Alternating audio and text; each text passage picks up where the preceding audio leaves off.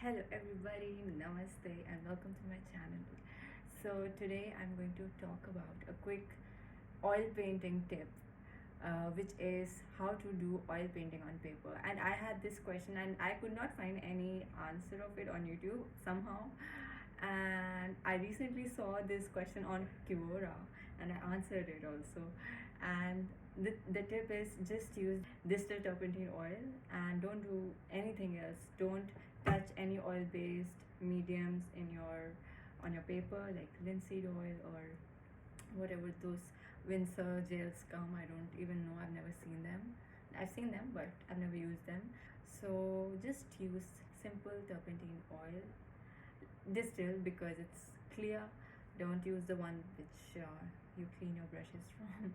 And the other thing that I wanted to say was that I use 200 to 300 GSM paper, which I think is a must. You cannot really get a lot out of your paintings if you're going on a thinner paper. So I hope you find this helpful and like, subscribe, comment and show your love.